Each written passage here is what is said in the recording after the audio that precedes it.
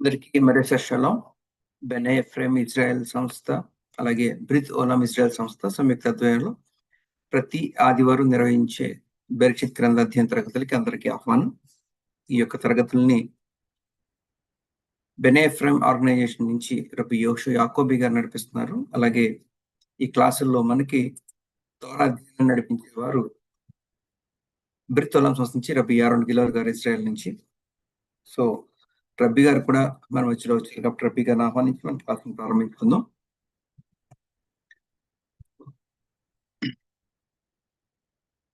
Shalom, Rabbi Yaron, Shavato. I hope I'm audible to you. Yeah, it's been my pleasure to invite once again for the Bereshit class. Yes, Rob, we all are eagerly waiting for you. Sure. If you are okay and ready, you can start the class, please.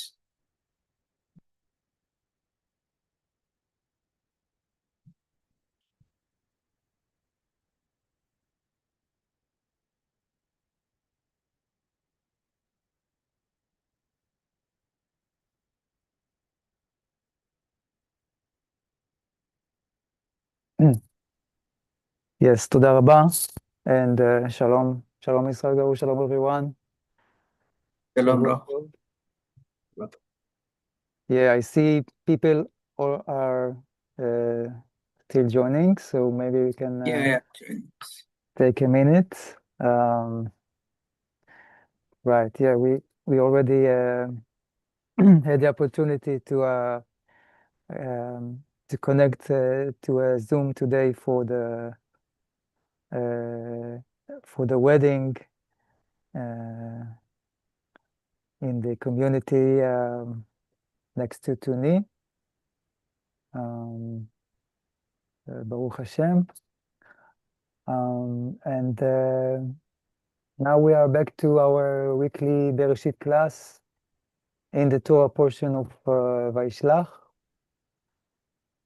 And I think we can continue. I see that we got to chapter 34 to verse number 28. Yeah. Yes, sir. People are joining. Yes. I'll give the introduction, then you can go for the class. Okay, Rabbi గారు అందరికీ షలాం తెలియజేస్తున్నారు. అలాగే ఈరోజు ఉదయం కూడా మనలో కొంతమందిని కలవడానికి, అంటే ప్రత్యేకంగా షేతు గారు అలాగే భానుకృతి గారి యొక్క వివాహ సందర్భంగా రబ్బీ గారు అందరినీ ఉదయం కూడా కలవడం చాలా సంతోషం వ్యక్తపరుస్తున్నారు. అలాగే తిరిగి మరలా ఈ రోజు సాయంకాలం పూట మనతో బెరిషిత్ గ్రంథ అధ్యయనంలో వైష్లాక్ పరాశాన్ని నేర్చుకుంటున్నాం. మనం వైష్లాక్ పరాశాన్ని నేర్చుకునే సందర్భంలో తిరిగి మళ్ళా మనందరి కళ్ళ కూడా చాలా సంతోషం వ్యక్తపరుస్తున్నారు. మనం నేర్చుకుంటున్న విషయం చూసినప్పుడు బెరిషిత్ గ్రంథం అంటే ఆది ఖండం 34వ అధ్యాయంలో 27, 28 వచనం వరకు మనం నేర్చుకోవడం జరిగింది. సో ఈ రోజు అక్కడి నుంచి ఇంకొంచెం ముందుకు వెళ్దాం. యా, వ్యవకశరం please.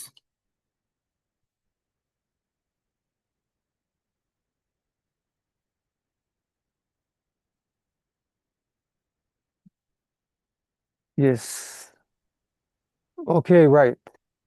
So in the last class, I think we saw the response, working out the plan of Shimon and Levi for the people of Shechem, and we realized several things about that. Who are actually were the people they fought against? Was it all the people of the city, or just people of maybe the important area, the important maybe courtyard, relevant to rescue their sister Dinah from Shechem and Hamor, his father. And we spoke also about the circumcision.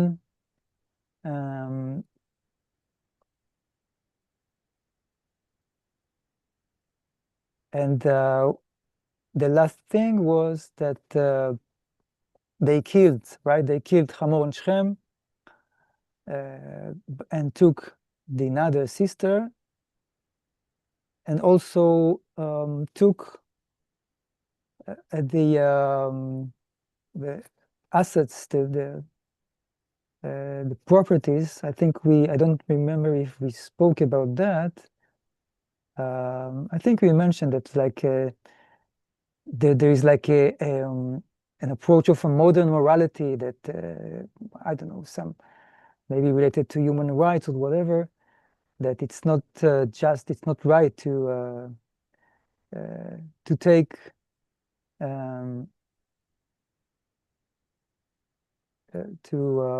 to take the assets of the enemy, but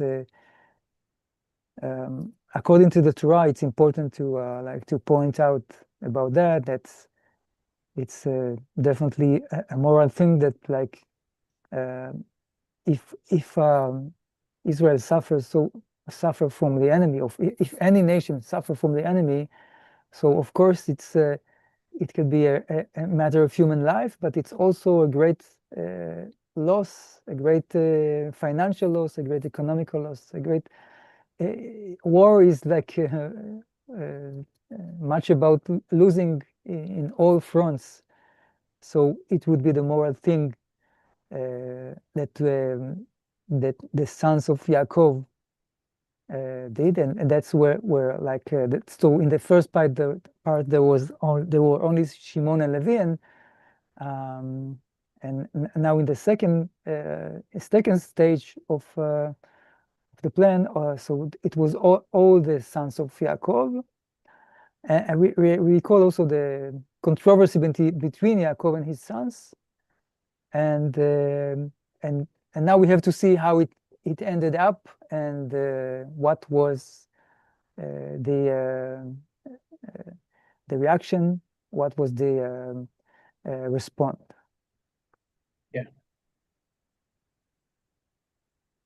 మనం పోయిన వారం నేర్చుకున్న విషయాన్ని గమనిస్తే కనుక యాక్చువల్గా షీమోన్ గారు, లేవి గారు తన సహోదరి దీనాన్ని తీసుకెళ్ళిన తర్వాత ఆ దేశ అధికారి అనుకోవచ్చు మనం, హామోరు అలాగే షికెం గారు వచ్చి ఆ విషయాన్ని ఏ విధానంలో ముందుకు తీసుకెళ్లాలని వచ్చినప్పుడు వారు ప్రవర్తించిన తీరుని బట్టి షిమోన్ గారు, లేవిన్ గారు వారిపైన ఎలాగైనా సరే అంటే యుద్ధ వాతావరణానికి తీసుకొచ్చే విధానంలో వారు మాట్లాడారు కాబట్టి వారిని ఎలాగైనా శిక్షించాలని వారు భావించరు. తర్వాత ఏ విధానంలో దాన్ని ముందుకు తీసుకెళ్లాలనే విధానంలో వారు ఒక ఆలోచన చేసి దాన్ని ఏ విధంగా ముందుకు తీసుకెళ్లారు అనే విషయాన్ని చూడడం జరిగింది. అయితే ఆ సందర్భంలో షీమోన్ గారు, లేవి గారు వెళ్ళినప్పుడు మొత్తం దేశంలో ఉన్న ప్రజలందరినీ చంపడం జరిగిందా, లేకపోతే ప్రత్యేకంగా కొంతమందిని, లేదా ఇంకా చెప్పాలంటే ఆ కోర్ట్ యార్డ్లు ఎవరైతే ఉన్నారో వారిని చంపి తర్వాత వారి సహోదరి అయిన దీనా గారిని తీసుకురావడం అనేది నేర్చుకున్నాం. తర్వాత షెకెంని, హామోర్ని కూడా చంపడం జరిగింది, అది కూడా మనం చూసాం. తర్వాత ప్రత్యేకంగా ఈ యొక్క సున్నతి విషయం గురించి చాలా విషయాలు చర్చించడం జరిగింది. అయితే దాంతో పాటు వారు కొంత వారి యొక్క ఆస్తుల్ని కూడా తీసుకురావడం అనేది మనం చూడడం జరిగింది. అయితే నార్మల్గా ఏదైనా ఒక యుద్ధానికి వెళ్ళినప్పుడు శత్రువుని ఓడించడంతో పాటు వారి ఆస్తులను కూడా దొంగిలించడం అనేది అది ఎంతవరకు తోరా ప్రకారం సరి అయింది అనే విషయాన్ని కూడా మనం చూడడం జరిగింది. అయితే ఇంకొక విషయాన్ని కూడా మనం గమనించాం. మొరాలిటీకి వచ్చేసరికి అంటే ఒక శత్రువుని ఓడించిన తర్వాత ఎవరి శత్రువు కావచ్చు, ఇజ్రాయెల్ శత్రువు కావచ్చు, వేరేవారు కావచ్చు, వారి యొక్క ఆస్తులను కూడా తీసుకురావడం అనేటప్పుడు అంటే ఆ శత్రువు వారిని బాధ పెట్టిన విధానం, లేకపోతే ఆ శత్రువు వారికి చేసిన నష్టం విషయంలో ప్రాణ నష్టం ఎలాగో జరుగుతుంది, అదే విధానంలో చాలా ఆస్తి నష్టం కూడా జరుగుతుంది ఒక యుద్ధం అనేది జరిగినప్పుడు. సో వీటన్నిటి విషయాల్లో ఓకే, ఒక ప్రాణం అంటే యుద్ధానికి వెళ్ళి వారిని మాత్రమే చంపేసి రావడం కాకుండా ఓకే, మరి చాలా జరిగిన ఆ యొక్క ఆస్తి నష్టం కావచ్చు, లేకపోతే మిగిలిన ప్రాపర్టీ నష్టం కావచ్చు, ఈ విషయాల్లో కూడా సరి చూడాలి అనేది ఇక్కడ మనం చూడొచ్చు. అయితే ఇక్కడ మనం జరిగిన యుద్ధంలో ముందు షిమోను లేవి గారు ఇన్వాల్వ్ అయినప్పటికీ కూడా తర్వాత వారి సహోదరులందరూ కూడా ఇన్వాల్వ్ అవడం జరిగింది. ఆ విషయంలో యాక్చువల్గా యాకోబు గారికి వారి పిల్లలకు కూడా అభిప్రాయ భేదాలు ఉన్నాయి, అది మనం చూసాం. అయితే ఇది జరిగిన తర్వాత యాక్చువల్గా దాని యొక్క రెస్పాన్స్ అనేది అయితే ఆ జరిగిన విషయాన్ని బట్టి ఆ ప్రతిస్పందన ఎలా ఉంది అనేది ఈ రోజు క్లాస్ లో మనం గమనిద్దాం. యువకశర్.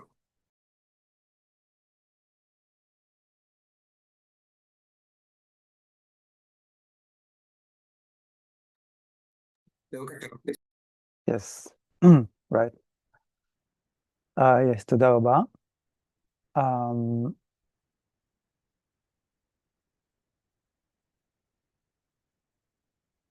Yeah, okay. Now just in order to complete what really happened, I'll try to share in a minute with you as well. So it's described in verse number 28, their flocks and their cattle and their donkeys and whatever was in the city and whatever was in the field they took, and all their wealth and all their infants and their wives they captured and plundered, and all that was in the house. Okay, so that's the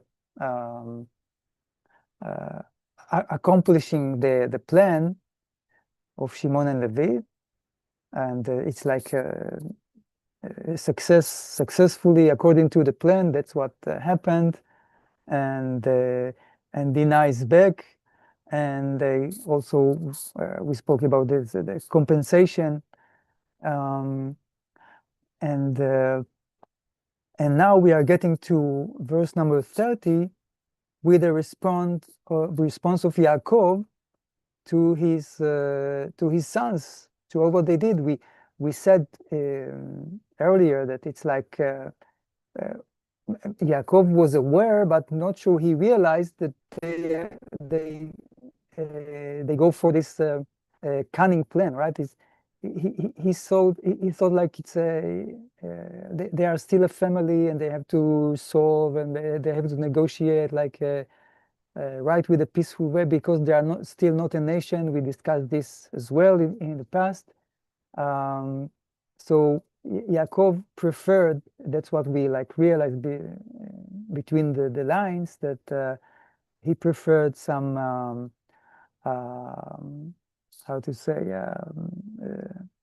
some negotiation, like not taking the military option, because they are not a nation that is like ready to stand for its rights and its power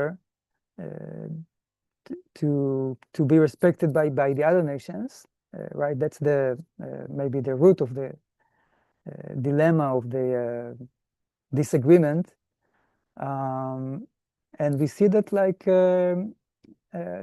his sons Shimon and Levi, they succeed, like they had the power, they had the will, they had the guidance of the Almighty to do that and to bring Dinah back home, right? So she was a hostage that now is back home, and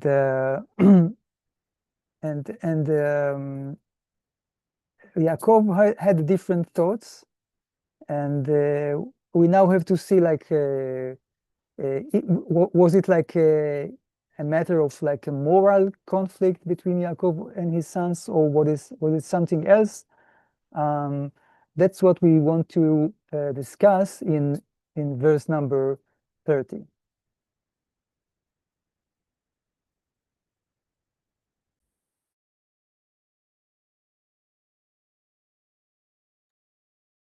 So I go, please unmute. Yeah, okay. అయితే జరిగిన విషయానికి నష్టానికి ఏ విధంగా వారి పరిహారం తెచ్చుకున్నారు అనే విషయాన్ని మనం చూసినప్పుడు 28వ వచనం చూసినప్పుడు 27 నుంచి మనం చూసుకుంటే గనక సహోదరిని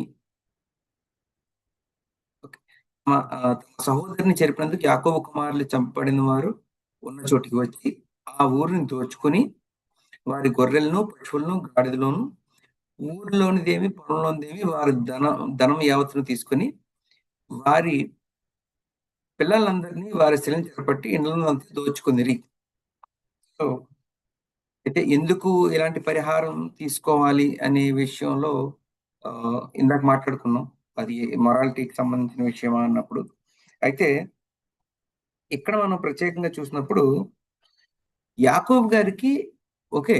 జరిగిన విషయం తెలుసు. జరిగిన పరిస్థితి ఎంత ఘోరమైన విషయమో తెలిసినప్పటికి కూడా యాకోబు గారి యొక్క ఆలోచన వేరే విధానంలో ఉంది. అంటే ప్రస్తుతానికి ఇజ్రాయేలు అంత గొప్ప దేశంగా మారలేదు. లేదా ఇజ్రాయెల్ దేశానికి అంత గొప్ప మిలిటరీ గాని, లేకపోతే అంత శక్తివంతంగా లేరు అనే ఉద్దేశంలో తిరిగి మరలా వారికి వారి దేశం మీదకి లేకపోతే వారి కుటుంబాంతరం మీదకి కూడా ఏమైనా ఇబ్బందికర పరిస్థితి ఏర్పడుతుంది. యాకోబు గారి ఆలోచన ఉన్నప్పుడు ఉండి ఒక మిలిటరీ ఆప్షన్ అయితే అంటే ఒక యుద్ధం అనే ఆప్షన్ ఆ యొక్క పరిస్థితికి యాకోబు గారు వెళ్ళలేదు. అటువంటి ఆ యుద్ధాన్ని ఎంపిక చేసుకోలేదు. అయితే ఇక్కడ మనం చూసినప్పుడు షిమోను లేవి గారు మాత్రం వారు వారి యొక్క శక్తిని వారు నమ్మారు. హషేం వారి పట్లుండి నడిపించి అక్కడ జరిగిన ఆ యొక్క యుద్ధంలో వారికి విజయాన్ని కలిగజేసి తిరిగి మరలా ఆ బందీగా తీసుకెళ్ళిపోయిన దీనా గారిని తిరిగి మరలా తీసుకొచ్చే విధానంలో వారికి హషేం గారి యొక్క తోడుతో వారు ఆ యుద్ధాన్ని నెగ్గడం జరిగింది. అయితే యాకోబు గారికైతే వేరే ఆలోచనలున్నాయి.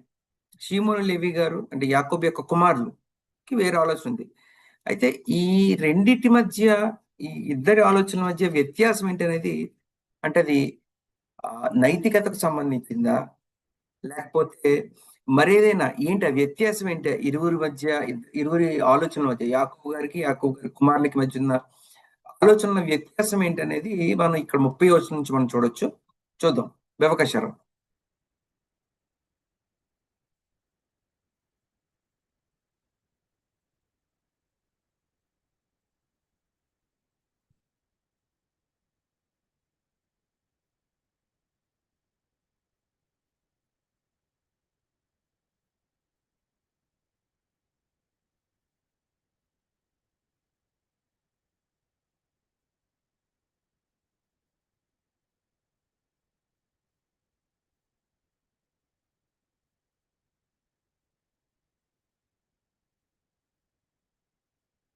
ఒక్క నిమిషం అండి. రబ్బీ గారు కాల్‌లో ఉండుండొచ్చు.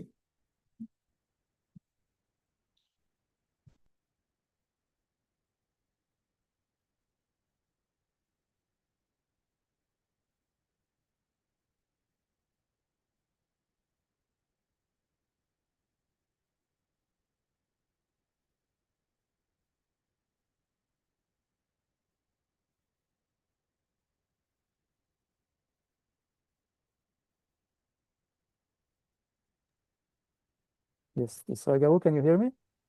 Yeah. Yes, bro. Yes. Yeah. Oh, okay. Sorry, something got stuck in my connection.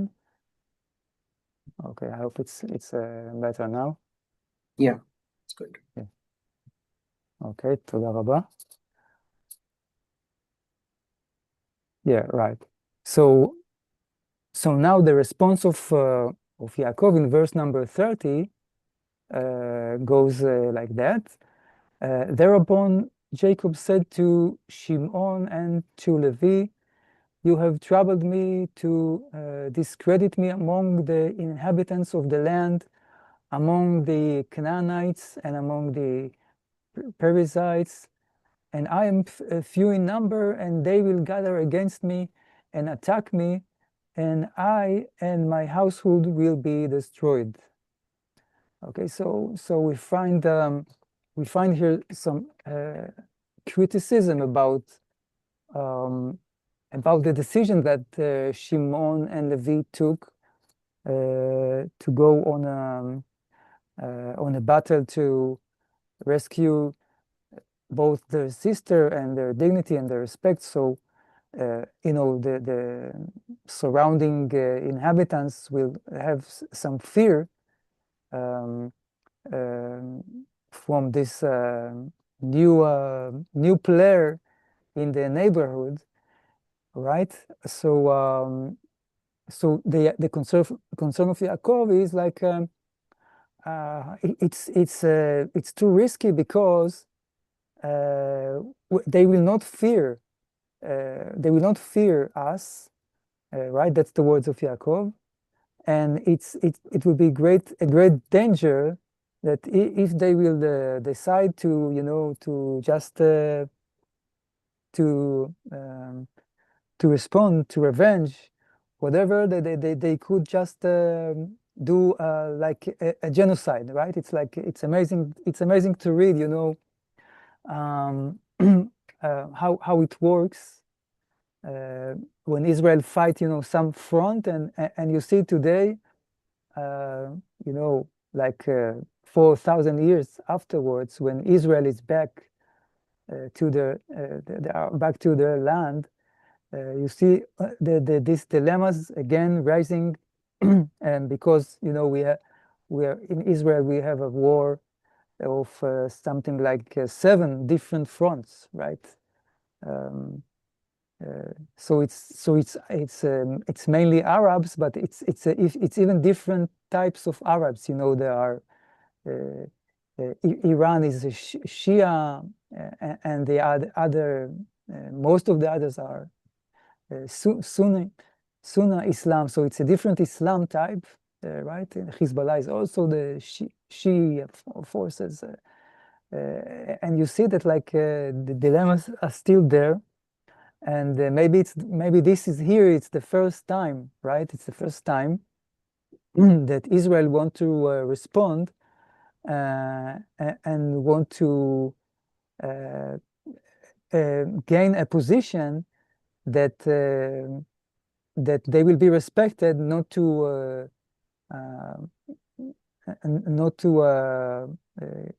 enter into a fight with, right? So Yaakov's concern is like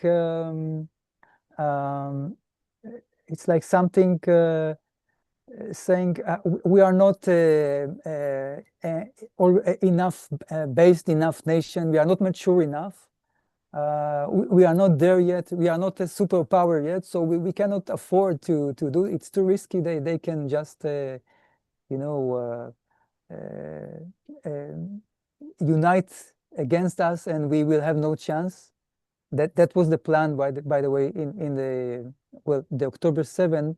That was the plan of the terrorists in Gaza, that all the Arab enemies of Israel will be united, and together they will fight Israel, and they had a chance to do a lot of destruction to the status Israel. Baruch Hashem, it's not what happened, because when Hamas entered the war, so the others did not join. As you know, like the Hezbollah in Lebanon and Iran, they didn't enter the war on the first day, on this October 7. So Israel had more time to respond, to reorganize the army and everything. And Baruch Hashem, things today look much better, than before for Israel. And a great achievements of this war for Israel, and of course nothing is over. Of course it's not over, but well, it's much better position today than 2 years ago.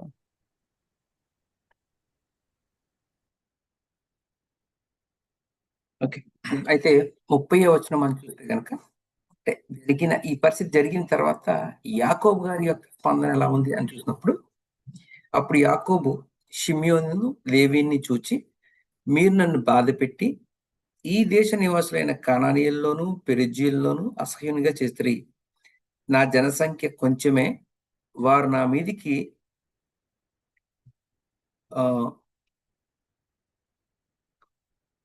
Okay, అయితే మనం ఇక్కడ చూసినప్పుడు యాకోబు గారి యొక్క ఆయన point ఏంటంటే, నన్ను అంటే వారిని యాకోబు గారు వారి కుమారుల్ని విమర్శించడం జరుగుతుంది. ఏంటంటే నాకున్నది అంటే ఇప్పుడు నా జనసంఖ్య చాలా తక్కువే కదా, చాలా తక్కువ, ఉన్నవారే చాలా తక్కువ. మీరేమో నన్ను చాలా బాధ పెట్టారు. ఎందుకంటే ఇప్పుడు ఎవరైతే మీరు ఎవరి మీదకైతే యుద్ధానికి వెళ్లారో వారు ఏదో ఆహ్, నైతికంగానో లేకపోతే ఇంకో విధానంలోనో వారు ఎప్పుడు పోరాడేవారు కాదు. అంటే వారు చాలా డేంజర్. అంటే ఫర్ ఎగ్జాంపుల్ వారు ఎలాగా స్పందిస్తారు అనే ప్రశ్నకి మనం జవాబు చూస్తే గనక, ఈ ఏదైతే మనం ఈ అక్టోబర్ 7వ తారీఖున జరిగిన పరిస్థితి ఉందో, అంటే దగ్గర దగ్గర 4000 సంవత్సరాల తర్వాత తిరిగి ఇజ్రాయెల్ వచ్చినప్పుడు కూడా అందరూ కలిసి తిరిగి మరలా ఇజ్రాయేలుపై ఆ యొక్క యుద్ధాన్ని ప్రకటించి లేతే ఇజ్రాయెల్‌ని మట్టుపెట్టాలని వారు చేసిన ప్రయత్నం, అంటే అటువంటి విషయాన్ని ముందుగానే గమనించిన అంటే అలా జరుగుతుందేమన్న విషయంలో యాకోబు గారు భయపడి, అయ్యో! మీరు నన్ను చాలా బాధపెట్టారు. ఇప్పుడు వారందరూ ఏకమై నా జనసంఖ్య చాలా తక్కువ మంది. ఇప్పుడు వారందరూ ఏకమై ఒకవేళ నా ప్రజల మీదకొస్తే నా పరిస్థితేంటి? అని వారు యాకోబు గారు చాలా బాధపడడం జరుగుతుంది. అయితే అప్పుడే కాదు, ఇప్పుడు కూడా అదే పరిస్థితి మనం ఇజ్రాయెల్‌లో చూస్తున్నాం. ఆ రోజు ఆహ్, 7, 7 దేశాల నుంచి 7 ఫ్రంట్స్ నుంచి వారు యుద్ధం చేయడానికి ప్రయత్నించారు. అంటే మనం ఒక విషయం ఏంటంటే యాక్చువల్‌గా అక్టోబర్ 7థ్‌నే లేదా అక్టోబర్ 7థ్ కాదు, వారందరూ ప్లాన్ చేసి ఒకేసారి ఇజ్రాయెల్ మీద దాడి చేద్దామని యాక్చువల్‌గా వారందరూ అనుకోవడం జరిగింది. అంటే హమాస్ కావచ్చు, హెజ్బుల్లా కావచ్చు, లేకపోతే సిరియా నుంచి కావచ్చు, ఇరాన్ నుంచి కావచ్చు. కాకపోతే అక్కడ మరి ఏం జరిగిందో విషయం తెలీదు గానీ, ఓన్లీ హమాస్ వాళ్ళు మాత్రమే అక్టోబర్ 7థ్ యుద్ధానికి రావడం జరిగింది. లేదా వారు అటాక్ చేయడం జరిగింది. ఆ సమయంలో హెజ్బుల్లా గాని, ఇరాన్ నుంచి గాని మిగతా వారి దగ్గర నుంచి రాలేదు. వాళ్ళెవరు రాలేదు. అయితే తర్వాత స్పందించడం జరిగింది. అంటే దాంట్లో కూడా వాళ్ళు 2 గ్రూపులుగా ఉంటారు. ముస్లిమ్స్‌లో ఉన్నప్పటికి కూడా వారు షియా, సున్నీ అని 2 గ్రూపులుంటారు. ఇరాన్ వాళ్ళందరూనేమో షియా ముస్లిమ్స్ ఉంటారు. అలాగే హెజ్బుల్లా వాళ్ళు కూడా మాక్సిమం షియా ముస్లిమ్స్ ఉంటారు. మిగతా కంట్రీస్ ఏవైతే ఉన్నాయో హూతీస్ గాని మిగతా వాళ్ళందరూ కూడా సున్నీ ముస్లిమ్స్. అంటే వాళ్ళలో వాళ్ళకున్నప్పటికి కూడా వారందరి గోల్ మాత్రం ఇజ్రాయెల్‌ని తీసేయాలి. ఇజ్రాయెల్‌ని రూపుమాపాలని. సో, ఇటువంటి పరిస్థితిలో వారు చేసినప్పుడు యాక్చువల్‌గా వారందరూ కలిపి ఒకేసారి ఇజ్రాయెల్ మీద దాడి చేయాలని యాక్చువల్‌గా ప్లాన్స్ అయితే వేసుకున్నారు. కానీ హషెం దయ వల్ల ఒక్క హమాస్ మాత్రమే అక్టోబర్ 7థ్ దాడి చేయడం జరిగింది. ఒకవేళ అందరూ కలిసి దాడి చేసుంటే ఇంకా ఆ యొక్క ప్రమాదం అనేది చాలా ఎక్కువగా ఉండేదేమో. అయితే అయినప్పటికీ అది జరిగిన తరువాత జరిగిన పరిస్థితులు మనకు తెలుసు. ఇజ్రాయెల్ మరింత శక్తివంతంగా మారింది. ఇజ్రాయెల్ మరింత శక్తివంతంగా పోరాడడం జరుగుతుంది. ఇజ్రాయెల్ మరింతగా అందరూ కూడా ఐకమత్యంతో ఉండడం జరిగింది. అయితే ఆహ్, ఓన్లీ హమాస్ ఆ రోజు అటాక్ చేసినా కూడా మిగతా వారు కూడా తర్వాత జాయిన్ అయ్యి ఇజ్రాయెల్ మీద దాడి చేయడం జరిగింది. అయినప్పటికి కూడా ఇజ్రాయెల్ వారిని ఎదుర్కొని చాలా శక్తివంతంగా మారడం అనేది మనం చూసాం ఈరోజు. ఈ రోజు పరిస్థితి అంటే 2 సంవత్సరాలు జరిగిన పరిస్థితి, ఈ 2 సంవత్సరాల ముందున్న పరిస్థితికి, ఇప్పుడున్న ఇజ్రాయెల్ పరిస్థితి చూసినప్పుడు వారిలో ఐకమత్యం గాని, వారి యొక్క శక్తి గాని, లేకపోతే వారి యొక్క మోటివేషన్ గాని చాలా హై లెవెల్‌లో ఉండడం, లేదా వారు ముందు కన్నా చాలా బెటర్ పొజిషన్‌లో ఉండడం మనం చూస్తాం. అయితే మరలా మన పాఠానికొస్తే, ఇటువంటి పరిస్థితే జరుగుద్దని యాకోబు గారు ఆ రోజు ఆలోచించారు. ఎందుకంటే అప్పటికి ఇజ్రాయెల్ ఏమి ఇప్పుడున్నంత సూపర్ పవర్‌గా లేకపోతే ప్రతి విషయంలోని ఇంత ఎక్కువగా అభివృద్ధి చెందింది కాదు. లేదా జనసంఖ్య కూడా చాలా తక్కువే ఉంది కాబట్టి, ఒకవేళ ఈ పెరిజ్జీలు, కనానీయులు వీళ్ళందరూ వచ్చి వాళ్ళ ఓ వాళ్ళ యొక్క ఆహ్ నేచర్ ప్రకారం అందరూ కలిసి ఒకసారి గనక అటాక్ చేస్తే, నా జనసంఖ్య మాత్రం చాలా తక్కువ మందే. నా పరిస్థితి ఏంటి? మీరందరూ కూడా నన్ను చాలా బాధ పెట్టారని యాకోబు గారు వారి యొక్క పిల్లలతో షిమ్యోను గాని, లేవి గాని చూసి ఆ విషయాలు అనడం జరిగింది. వివకాశారు.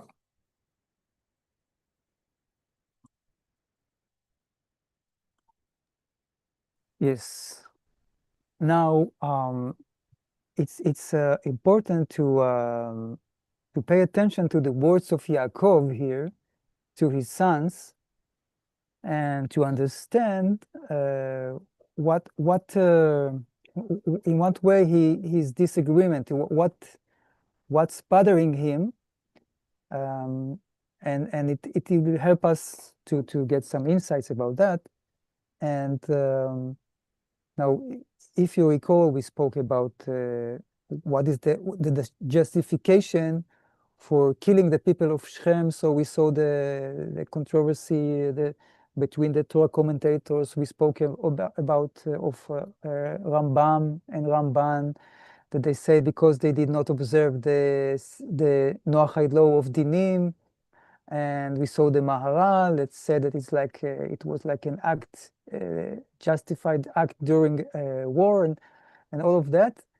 And and we saw that some concerns that it might be too like overdoing, right, by killing the people, and who actually they killed. It's also another question we had, like, did they kill all the people of the city or just the people of the area of the palace, just the armed force of Shechem and Hamor, right? We don't know everything about that. The Torah doesn't tell us everything. But eventually what we see here in the words of Yaakov is that he doesn't raise, a moral concern about what was done, but rather like a kind of a security, right? A security concern, right? He doesn't say it's not right that you killed this and this, or you killed this and that, or you killed too many people. You just shouldn't kill all the men that you killed.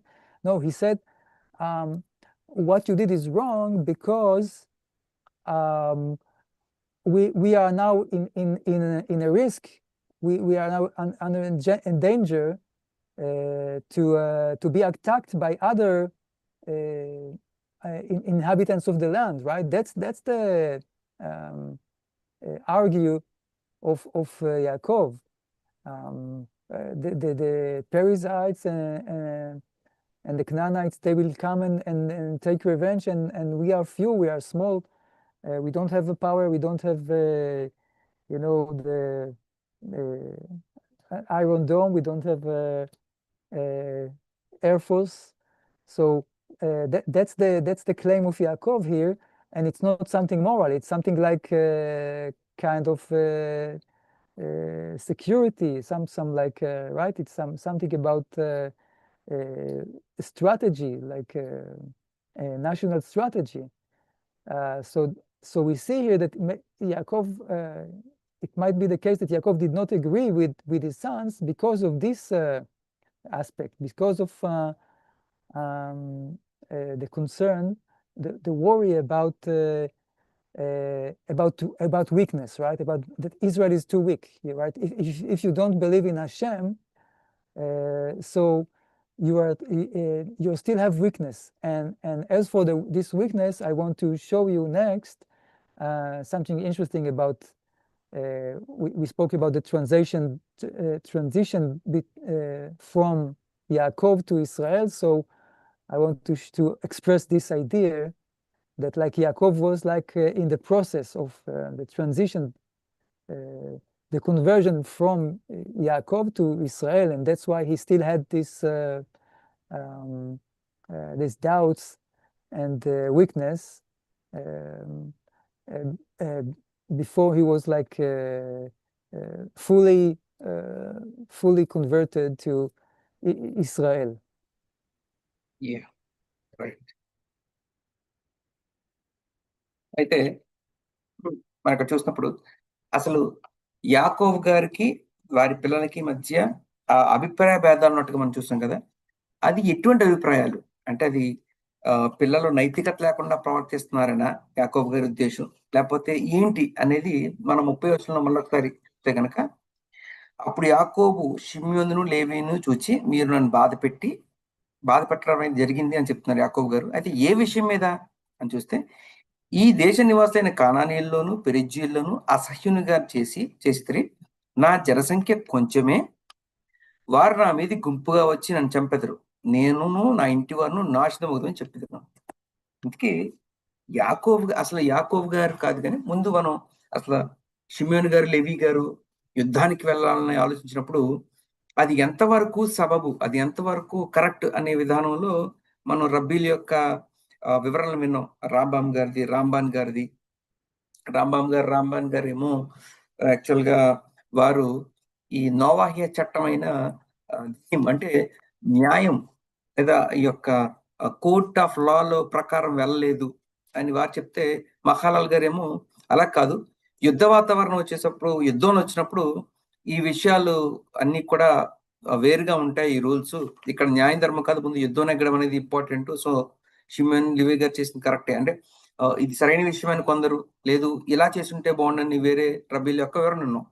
అయితే అసలు యాకోబు గారి judgement ఏంటి చూద్దాం. యాకోబు గారు ఏ విషయంలో తన పిల్లలతో ఏకీభవించలేదు అన్నప్పుడు మనం ఇక్కడ చూసినప్పుడు యాకోబు గారు ఎక్కడా కూడా మీరు చేసింది అన్యాయం, వాళ్ళని చంపడం తప్పు అని ఎక్కడా మాట్లాడలేదు. కానీ ఇప్పుడు ఇది చేయడం కరెక్ట్ అయినప్పటికి కూడా ఇటువంటి స్టెప్ మనం తీసుకోవడం వల్ల ఒకవేళ రేపు యుద్ధం అనేది వస్తే, లేదా వారందరూ కలిసి నా మీదకి వస్తే, నా కుటుంబం అందరం కూడా కొంచెం ఇబ్బందికర పరిస్థితిలో పడే అవకాశం ఉంది.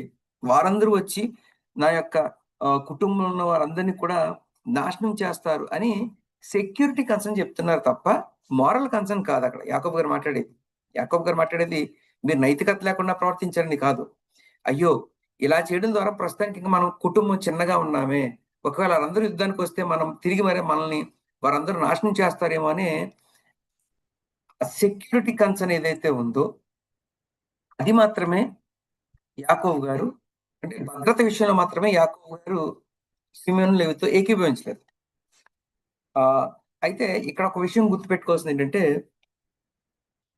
ఎస్పెషల్లీ ఇజ్రాయెల్ పట్ల ఉండేటప్పుడు ఎప్పుడైతే హషేం గారి మీద వారికి పూర్తి విశ్వాసం అనేది ఉండదో, నమ్మకం లేకుండా ఎప్పుడైతే ముందుకెళ్తారో ప్రతిసారి కూడా ఓడిపోయే అవకాశం ఉంటుంది ఇజ్రాయెల్కి. అదే సందర్భంలో హషేం గారి పట్ల విశ్వాసం ఉంచి సరైన విధానంలో వారు పోరాటం చేసినప్పుడు తప్పకుండా వారు యుద్ధాన్ని గెలుస్తారు అనే విషయాలు మనం చూసాం ఆల్రెడీ ఈ చరిత్రలో, యూదే చరిత్రలో. అయితే ఇక్కడ యాకోబు గారి పరిస్థితి ఏంటంటే, ఇంకా ఆ పొజిషన్ అంటే యాకోబు నుంచి ఇజ్రాయెల్ గా పూర్తిగా ఆయన మారలేదు. ఇప్పుడు ఆ ట్రాన్సిషన్ పీరియడ్ లో అంటే మనం ఎలా చెప్పచ్చంటే, ఆయన ఈ యొక్క యాకోబు గారి దగ్గర నుంచి ఇజ్రాయెల్ గా పరివర్తన చెందే ఆ మార్గంలో ఉన్నారు. సో దానికి ఇది ఒక ఎగ్జాంపుల్ గా చూడొచ్చు మనం. అంటే యాకోబు గారు ఇంకా ఇప్పటికీ కూడా ఓకే, కొన్ని విషయాల్లో భయపడుతున్నారు, కొన్ని విషయాల్లో ఆలోచిస్తున్నారు. అమ్మో ఇలా చేస్తే ఏమవుద్దు, ఇలా చేస్తే నా యొక్క ఇంటి యొక్క రక్షణ పరిస్థితి ఏంటి, భద్రత పరిస్థితి ఏంటి అలా దానికి కూడా ఒక ఎగ్జాంపుల్ గా మనం చూడొచ్చు.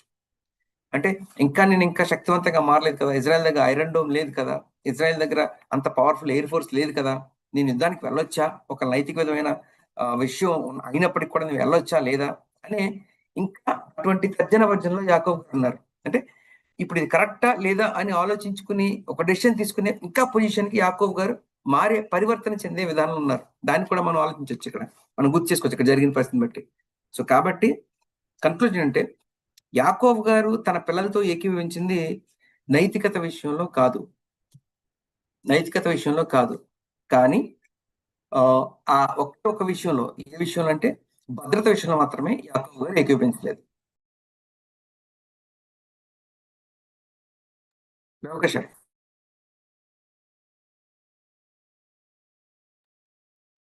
Yes, okay, please. Right, so I want to jump for a second to the beginning of this chapter to show you an interesting verse that I think we didn't speak about that. I think it was verse number in verse number 7. So as you can see, right after Shechem kidnapped Dinah, so in verse number 7 we find these words which is interesting for our case now. And Jacob's sons had come from the field when they heard, and the men were grieved, and they burned fiercely because he had committed a scandalous act in Israel to lie with a daughter of Jacob, and such ought not to be done. And what I wanted to point out here in this verse is that it may look weird because we know that there's Yaakov and there's Israel, right? And it's the two names of the same forefather, and it's like we saw that during his fight with the angel of Esav, the angel of Esav called him and said like that your name will not be Jacob, it will be Israel, and it was like a vision, a prophecy.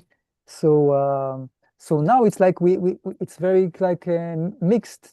Why this mixture? Why confusing? Like the sons of Jacob came, and on the other hand, because he had committed a scandalous act in Israel, so why not in Jacob, right? It's not consistent. That's what I want to say. And again, the daughter of Jacob. So we see here, I think it can help us to, it signifies this controversy between Yaakov and his sons, because they think we are already sons, we are already the tribes of Israel, we are not anymore in exile with the weakness of Yaakov. No, we are afterwards. We went through this stage already, and Yaakov already became a nation after fighting with the angel of Esav. So it's justified that we are now a nation. We have the God Hashem is with us, with our nation now, so we can return and get back with a fight. And Yaakov is still right in between during this long process of becoming adopting the power of Esav. Right, Yaakov says, "Look, no, we are still small. We are not. We don't have like enough money. We don't have enough weapon.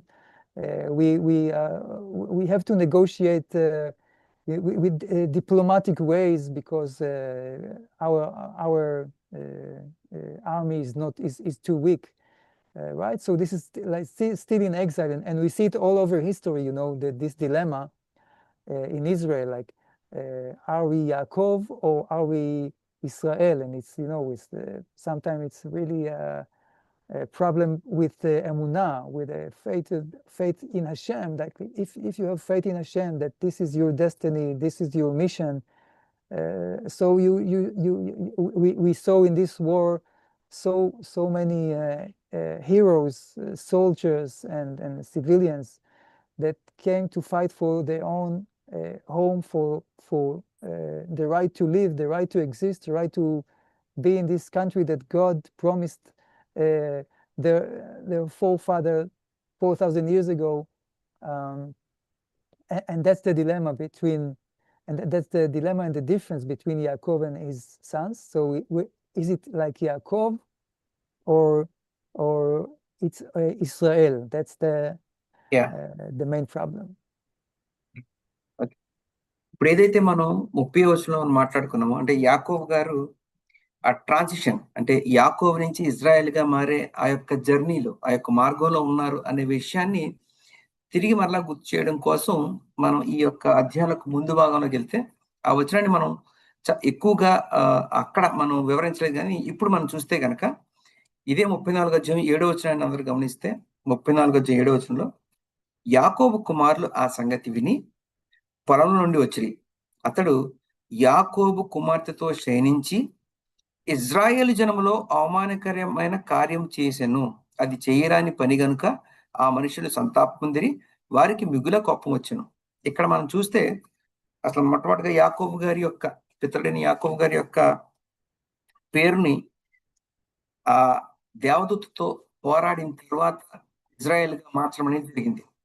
So ఇక్కడ మనకి చాలా సందర్భాల్లో యాకోబు, Israel ఇద్దరు కనబడుతూ ఉంటారు.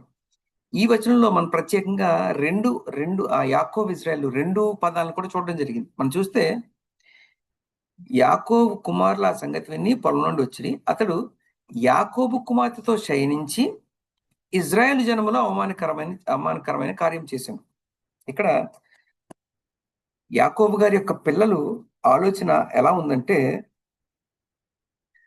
ఇక్కడ చేస్తుంది ఆల్రెడీ ఆ యొక్క ప్రవచనం ద్వారా లేకపోతే ఆ దేవతతో పోరాడడం ద్వారా మేము ఇజ్రాయెల్గా మారడం జరిగింది కాబట్టి మేము ఇప్పటికీ కూడా ఏదైతే చెరలోకి వెళ్ళిన యాకోబు గారి పిల్లలం కాదు, ఇప్పుడు మేము ఇజ్రాయెల్ పిల్లలం. సో హషేం గారు ఏదైతే వాగ్దానం చేసి మాకు తోడుగా ఉంటారని చెప్పారో ఆ యొక్క ఇజ్రాయెల్ పిల్లలు, అటువంటి ఇజ్రాయెల్ పిల్లలతో ఇటువంటి కార్యం చేయడం అనేది చాలా పొరపాటు, చాలా తప్పు. దీనిని మేము అసలు యాక్సెప్ట్ చేసే పరిస్థితి లేదు అని యాకోబు గారి యొక్క పిల్లలు భావిస్తున్నారు. కానీ యాకోబు గారి పరిస్థితికి వచ్చేసరికి యాక్చువల్గా యాకోబు గారు ఇంకా ఒక డైలమాలో ఉన్నారు, ఒక సందిగ్ధం ఉన్నారు. అంటే సందిగ్ధం అనుకోలేం కానీ ఆయన ఇంకా మార్పు చెందే విధానం ఉన్నారు.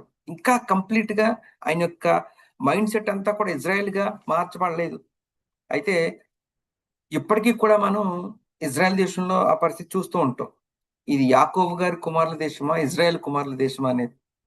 అంటే ఓకే, ఒక ఎమూనాతో అంటే ఒక బలమైన ఎదురులేని ఆత్మవిశ్వాసంతో దేవుని పట్ల విశ్వాసంతో ముందుకెళ్లేది ఇజ్రాయెల్ జనాంగం అయితే లేదు మనం ఏదైనా విషయాన్ని డిప్లొమాటిక్ గా చర్చలు చేస్తూ వారు వచ్చి భయంకరంగా చంపేస్తున్నా సరే చర్చలతో ముందుకు వెళ్ళాలి, అయితే మిగతా విధానంలో ముందుకెళ్ళాలి అని ఇంకా యాకోబు గారి మెంటాలిటీతో ఉన్న పరిస్థితి కూడా చూస్తుంటాం. సో 4000 సంవత్సరాల తర్వాత కూడా మనం అటువంటి పరిస్థితిని కూడా ఇప్పటికీ మనం చూస్తున్నాం కొందరి దగ్గర. అయితే ఇక్కడ విషయం ఏంటంటే యాకోబు గారి కుమారులేమో లేదు, ఆ చెరలో ఉన్న యాకోబు కుమారులు కాదు మేము, ఇప్పుడు హషేం గారు వాగ్దాన పూర్వకంగా ఏదైతే ఇజ్రాయెల్ గా మా తండ్రి గారి పేరును మార్చి ముందుకు తీసుకొచ్చారో ఆ ఇజ్రాయెల్ కుమారులుగా వీరు పూర్తిగా ఆ విషయాన్ని నమ్మి లేదు, ఇది ఇజ్రాయెల్లో జరగరాని పని, చెయ్యకూడని పని కాబట్టి దీనికి ఏ విధానంలో స్పందించాలో ఆ విధానంలో ఇజ్రాయెల్ పిల్లలు స్పందించారు. యాకోబు గారు ఇంకా ఆ పరిస్థితి నుంచి కంప్లీట్ గా ఇజ్రాయెల్ గా మారే ఆ పరివర్తన ఉండడానికి దీనికి కూడా ఒక ఉదాహరణ. అందుకనే పిల్లల విషయానికి వచ్చేసరికి ఇజ్రాయెల్లో ఇలాంటి చేయడం పని సబబు కాదు అని రాశారు, కానీ తన దీనా గారికి వచ్చేసరికి యాకోబు గారి కుమార్తె అని రాయడం జరిగింది 7వ వచనంలో.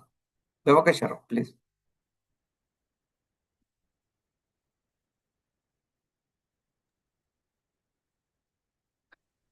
Yes.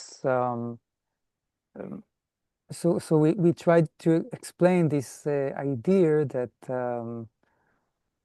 the process of becoming Israel from Israel, from Yaakov, is the process like it's part of the process of like redemption, leaving exile, and being proud and a powerful player in the ground, right? So that's the vision of the sons of Yaakov. We also see it in the last verse of this chapter, right? We see that they say in verse number 31, and they said, shall he make our sister like a harlot, right? So they say, we should be respected. We cannot afford ourselves for the surrounding nations or enemies to disrespect us, to treat us like a weak, poor minority. That's something we cannot afford. And if we believe that we are Israel, right? We are Israel. So we should have the blessing of Hashem and the success with our operations for doing that from the Almighty, right? So that's the argument of the sons of Yaakov. And maybe something I just think like to think how it is in India. I think in India it's not the same, but you know, like when India was like got independency, like when it was founded, so it had this you know, tendency towards the secular, as like in Israel, I think, secular Western world. To please the Western world, right? There was like British influence both in Israel and in India, but what about the, you know, the cultural treasures of India, right? So of course, like it's not a matter like of course we cannot we don't encourage avodah zarah, idol worship of specifically of the Hinduism, but in India you find a lot of amazing tradition and richness and many things. Even you know, within the Hinduism itself, you can find very deep ideas that we can maybe like we want to manipulate them or like do some alignment with the seven Noahide laws. There's even a notion of unity of God in Hinduism that's also exists there. So in any case, but I think it was a little bit put left aside, and I don't know, like in the education system, in the Academy of India, I think it wasn't respected enough, and it might be like a similar way of like a fear of the other ruling strong nations, that you don't want to be too different and to express different national ideas, and we see today as well, by the way. I think today India also, correct me if I'm wrong, also have this like debate and controversy, how to address that, how to combine to be respected, to be proud of your history, and one of the richest history of a nation in the world. That's what we have in India. So, and there's still this debate exists today as well, right? To what extent you want to stand for your values from the tradition of your fathers and forefathers. I think we can find similarity between Israel and India even up to this very day. Yeah, that was I think India was far better. Means it was, even though India got independence in 1947, Yeah. but still the British Empire is there. They are ruling, but with the Indian political system. But after January 26, 1950, India is completely came out from the British rule, and they made their constitution, and they are ruling by their constitution. But yeah, still there is an effect of Western culture, but still after that also there are so many uh, agitations. People were agitated to separate their states according to their culture and their language specifically. So India was separated to different states as per their language specifically. As Andhra Pradesh is specifically from Telugu people, and as like from Marathi people, Maharashtra, that Mumbai area, all those something like that. And now also, yeah, due to that Islamic people's ruling, all the cultural and historical things were destroyed. So again, they are bringing back. Yeah, Right. they are working on it. But now they Yeah. are specifically concentrating on the history to bring back all those things. Yes. Yeah. So you mean like, But yeah. yeah, please. I'm saying like you mean like like more aspects to this equation. Like it's like one thing is like the fear of the Islamic population, so you cannot speak about No. original Hindu tradition, or on the other hand, like the British made like a wrong divisions of the states or something like that. No, not now. It was at the time of the independence. It was happened. So they asked a separate state. So the Pakistan was divided now. So they Okay. took a specific country for them. So Right. whoever want to stay in India, they stayed here. But the total entire government is basically Hindu based political system is now in India. Yeah. But if we compare with Israel, yes, Israel has to obey for few things as of now for the Western society. Yeah, maybe this is the matter of the emuna. What do you say? Yeah. Let's hope Israel come out very as early as possible. Yeah, it's Yes. amazing that sometimes you can find even today in the rules of the state of Israel, you can find some like leftovers, uh, some rules from the British mandate, from the time of the British. You can find some rules that very disturbing for the possession of the land, for example, and it's still like you feel this problem that people are not mature and confident enough to say, okay, we want to be fully independent, and we don't care if the British will see it in a different way. It's still we see it today, yes.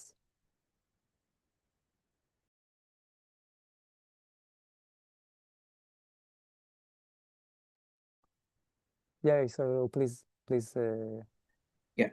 continue with Yes. translation. Yeah, please. Okay అయితే మనం చూస్తే కనుక ఇక్కడ ప్రత్యేకంగా యాకోబు గారు ఇజ్రాయెల్‌గా మారే పరిస్థితి ఏదైతే ఉందో, లేదా మనం సింపుల్‌గా చెప్పాలంటే విడుదల కావచ్చు, విడుదల అనుకోవచ్చు.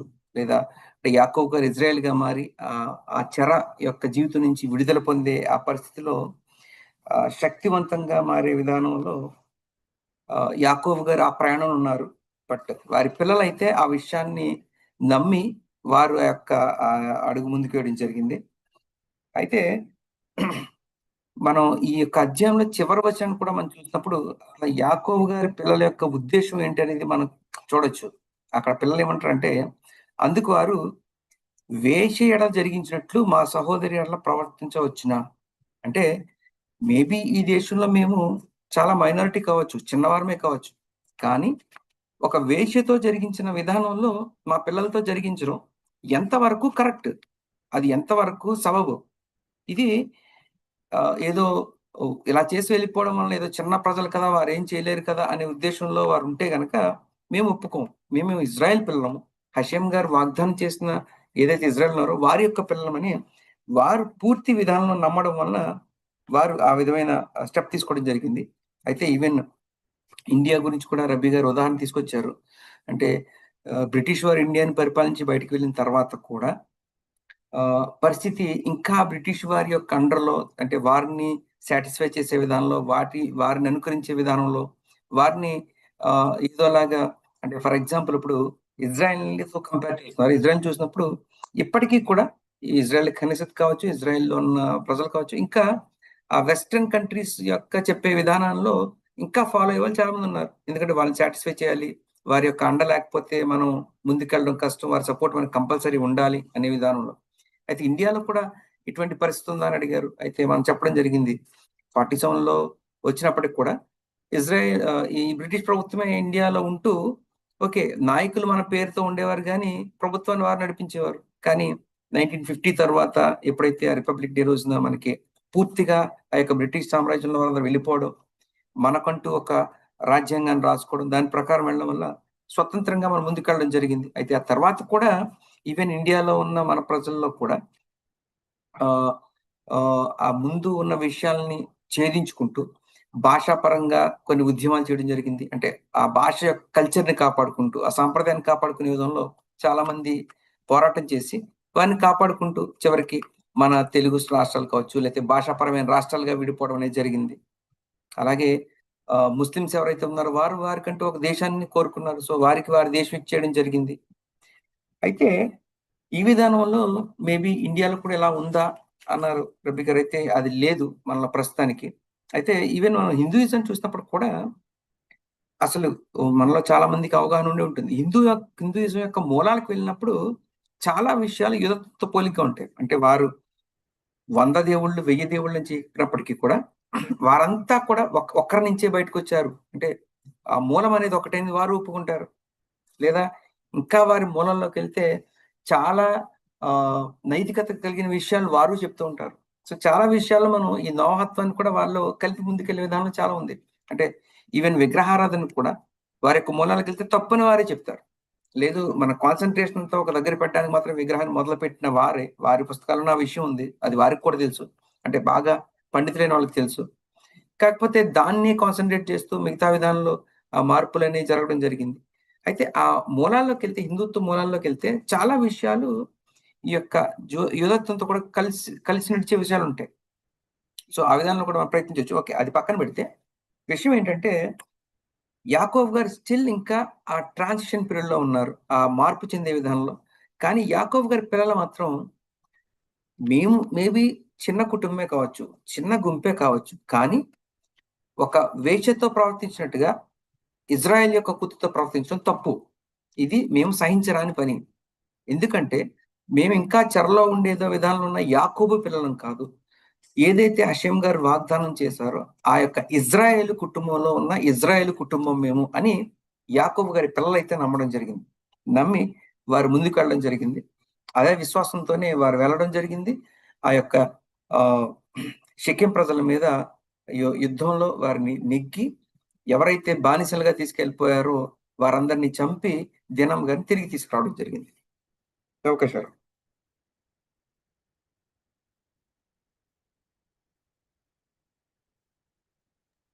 Yes, okay. I just wanted to, I want to see if there are any questions, but just one last point before that is to try to show who was actually right in this debate, like between Yaakov and his sons. Was it Yaakov that argued that there's a need for diplomatic ways to solve the crisis, or was it the sons of Yaakov that said that like it's a national matter and it should be dissolved by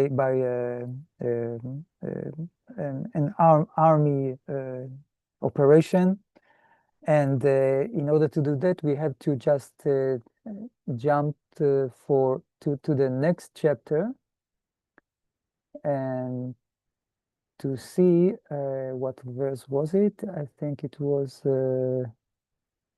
in the 5th verse.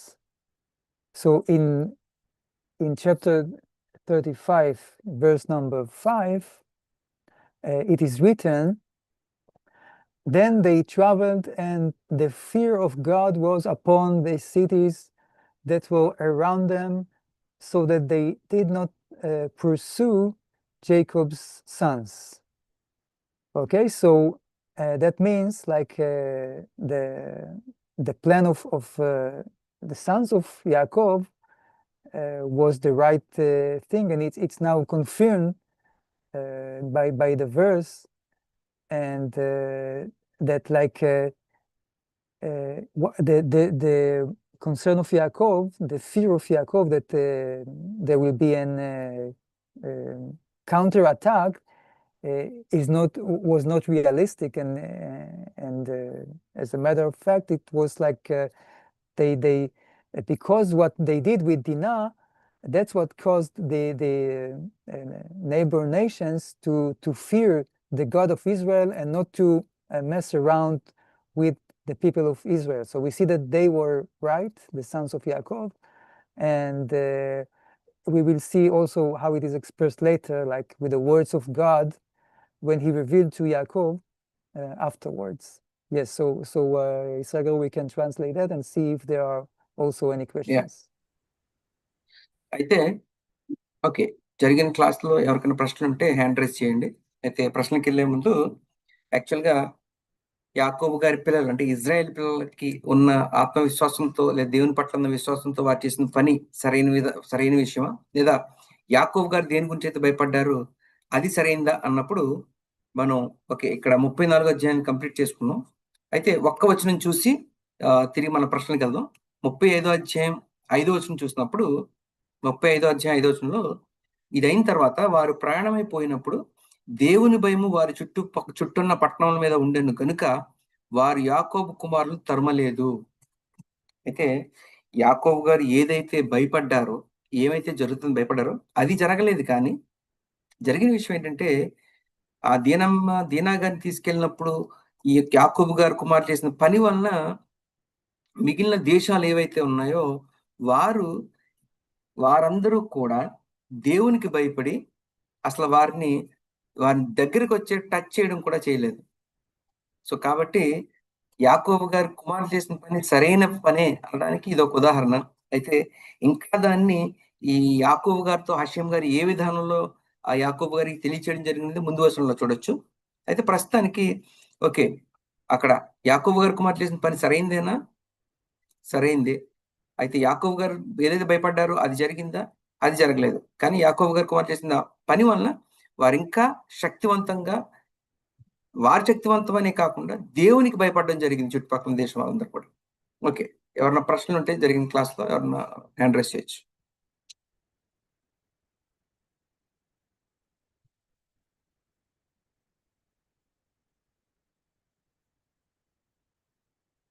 ఓది sir.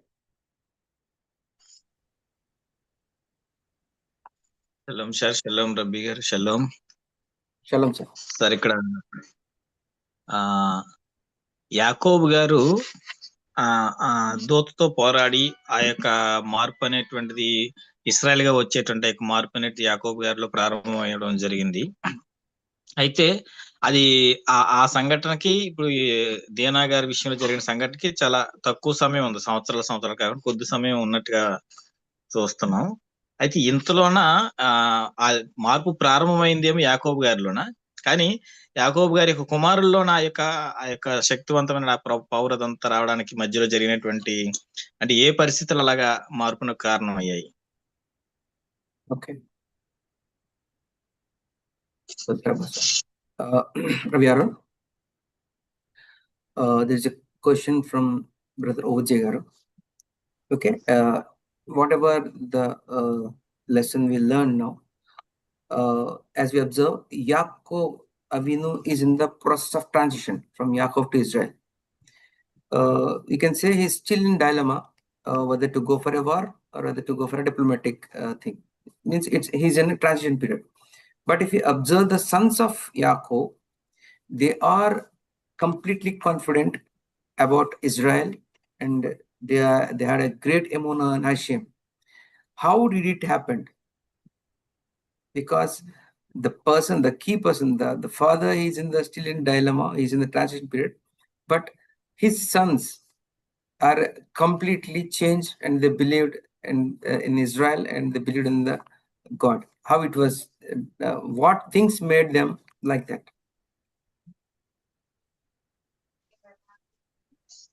Yeah, and one more point also, you mentioned that, okay, yes, Yaakov is in the transition period. There is not much more gap between the thing, whatever happened while traveling, the fight with angel and this Dina sister. It may be looks like very short time. That is also one of the reason Yaakov is in transition period. But what things made that Yaakov's children to believe that they are the children of Israel and they had a great emunah? They got a great emunah.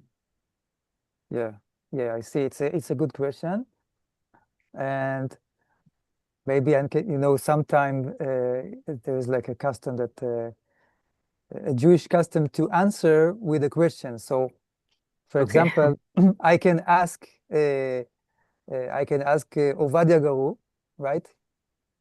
My question to Ovadia Garu: what happened in Andhra Pradesh that one generation, 2 generation ago, no one thought of like being connected to Judaism, to no one know what is the term Noachism, Noachai.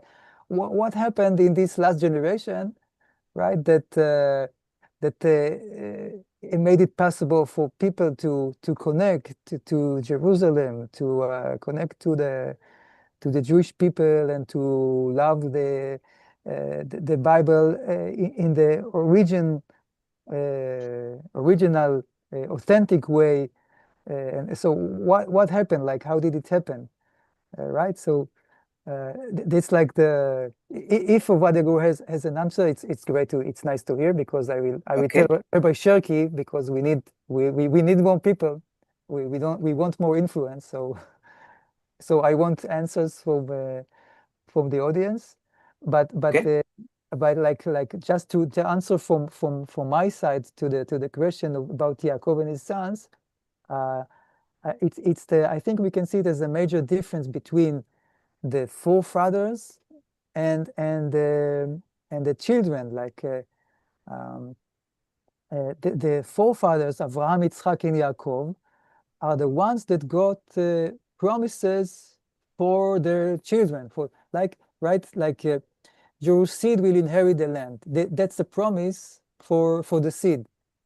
Of course, it's also for the forefathers, but it's mainly like it's like you have parents and they want to train their children to accomplish something, right? So that's the major difference between the forefathers and the children and the tribes. So that's why Shimon and Levi, they are trained enough to get the blessing, but the blessing is not necessary. It's not always for the fathers, because the fathers are only the one who initiated, who founded it, and the fruits we can, many times we see the children as the fruits, right? The reward is the children is the reward, the fruits.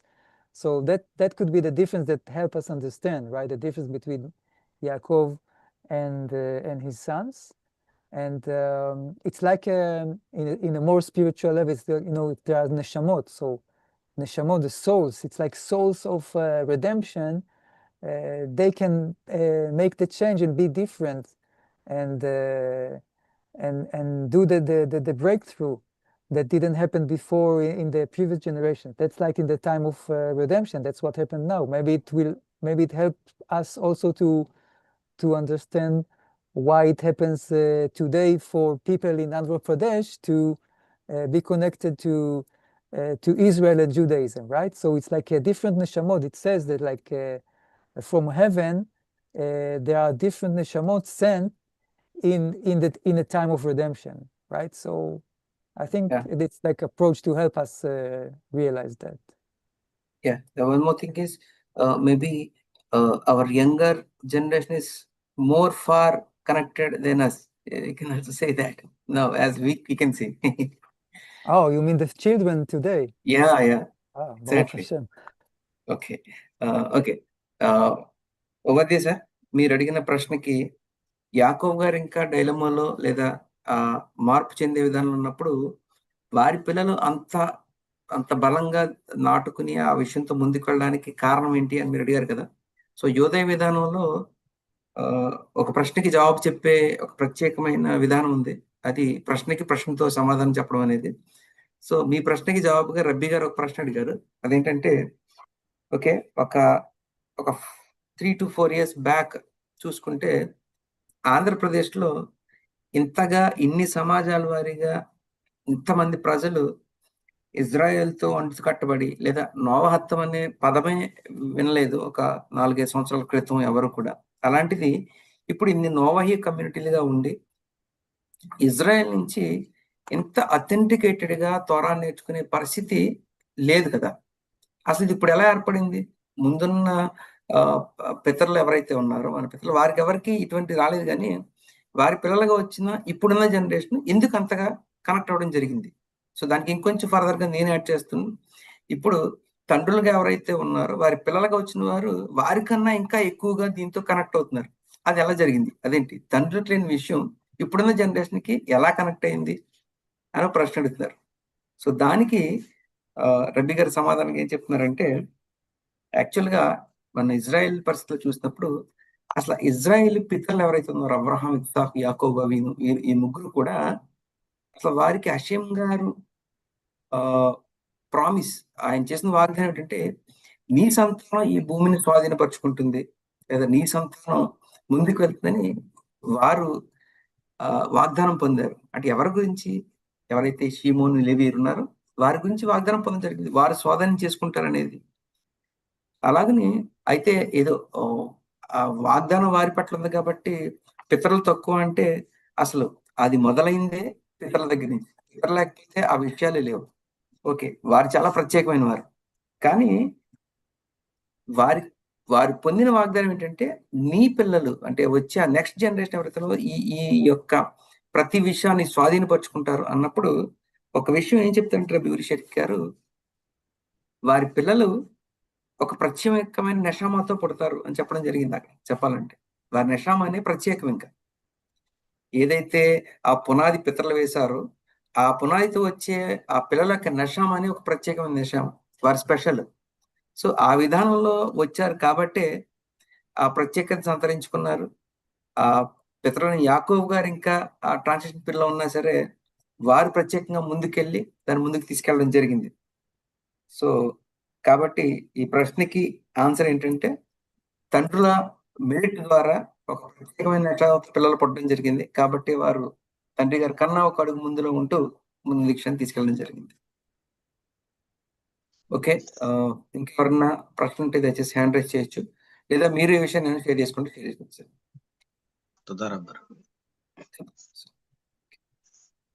ఎవరికైనా ప్రశ్న ఉంటే ఇంకా hand raise చేయండి జరిగిన క్లాస్లో.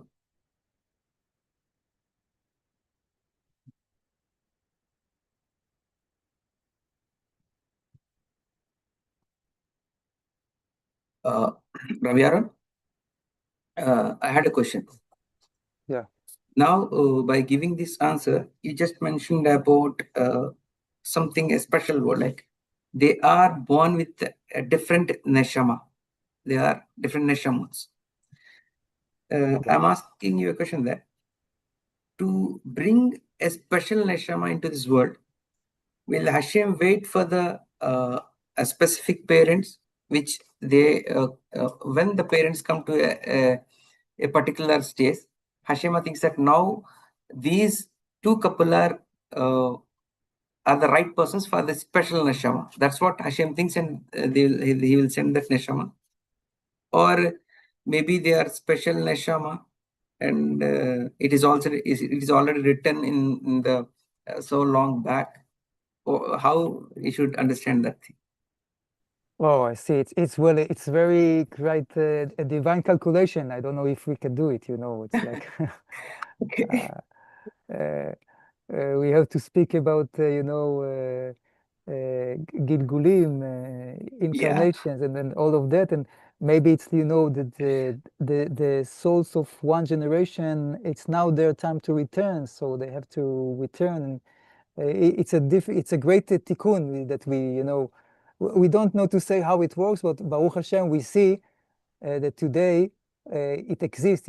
It happens all around the world, right?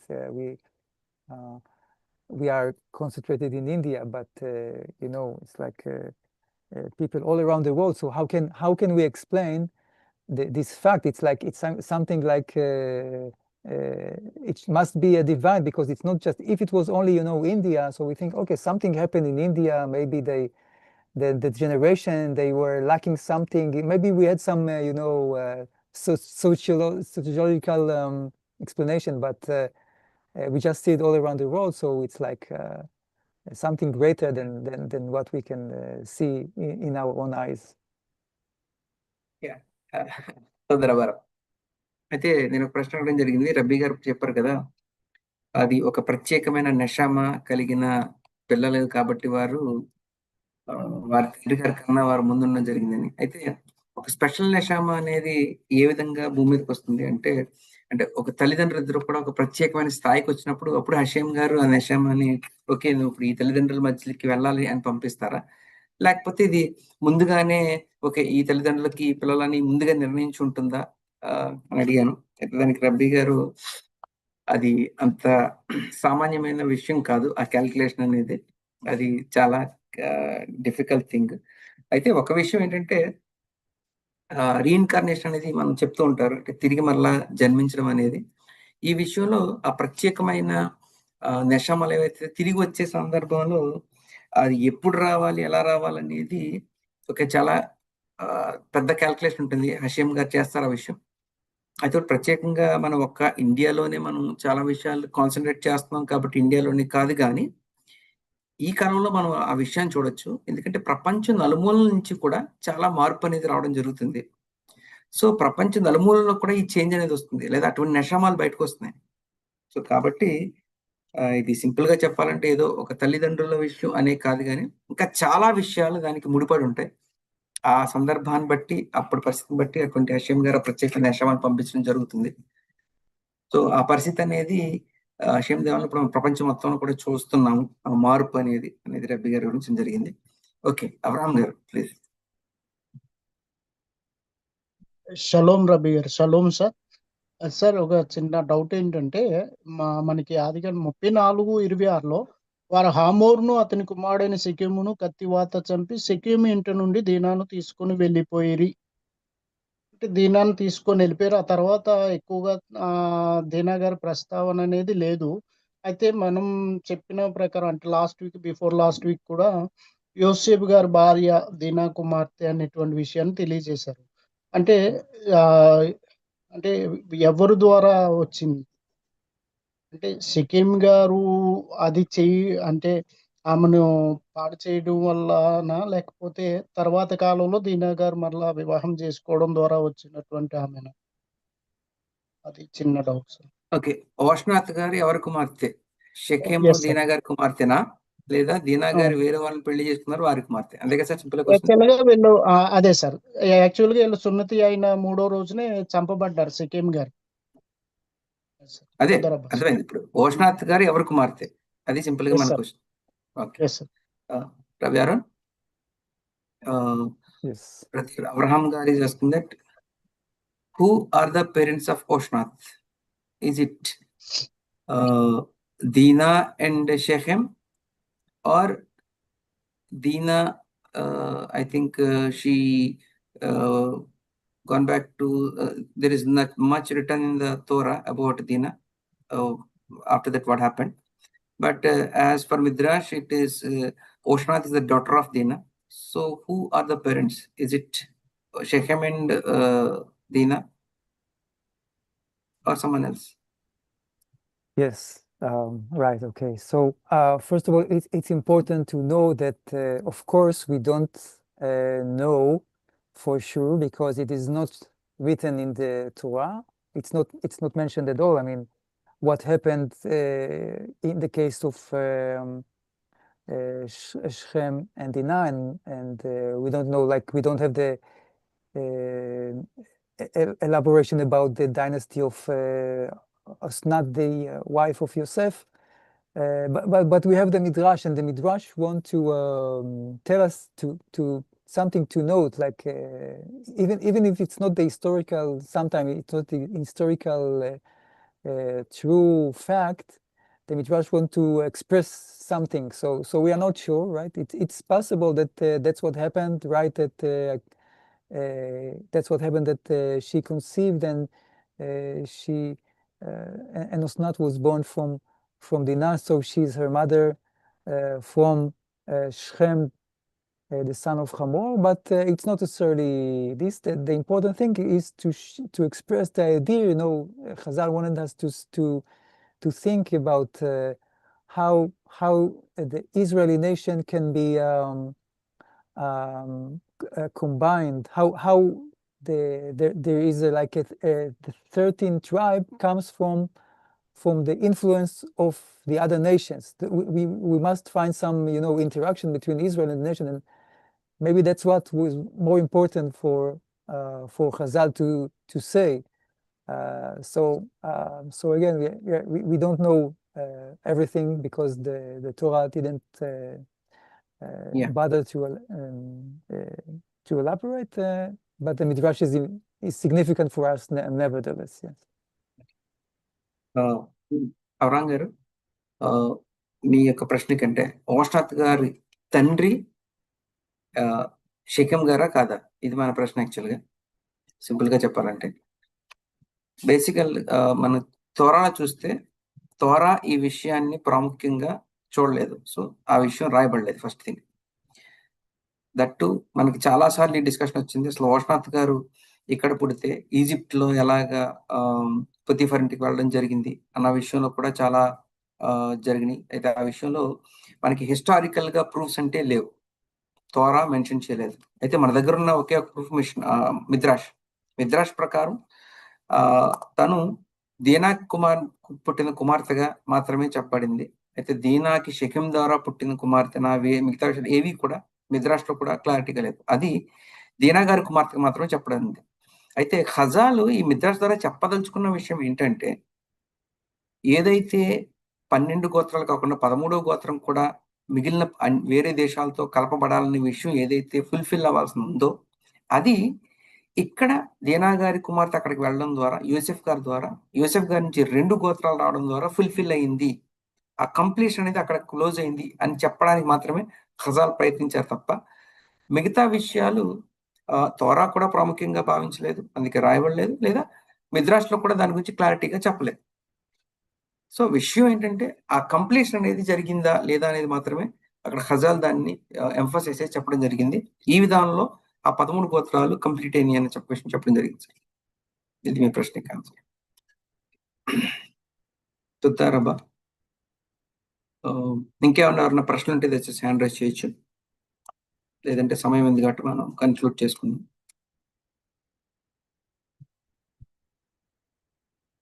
Yes, sir. I think there's no any questions raised. Yes, please. Okay, sure. Yeah, toda rabba.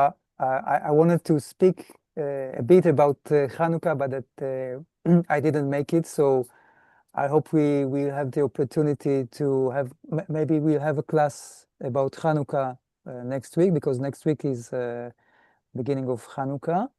Yeah. Yeah, so it's the first candle. It will be the first candle of Hanukkah. Yes. Yeah, so thanks Israel Garu for translation. Toda rabba, thanks everyone for joining and participating in the class, and hope to have a class for Hanukkah next week. Toda rabba and Shavua Tov. Yeah, Toda rabba for this wonderful opportunity. I know even though I'm not that much capable and that much qualified for this job, but by the grace of Hashem and the opportunity given by the Rabbi Yoshua Yacobi, I'm doing this. Toda rabba for this wonderful, wonderful blessing for me now. And on behalf of all the no-heads from Andhra, Telangana and other states, even I can say from India, a great thank you to the entire team of Britwala, and especially the Honorable Rabbi Uri Shirki and you for spending this much time for us to teach, to guide all the families of the Noahites who are in India. Toda rabba.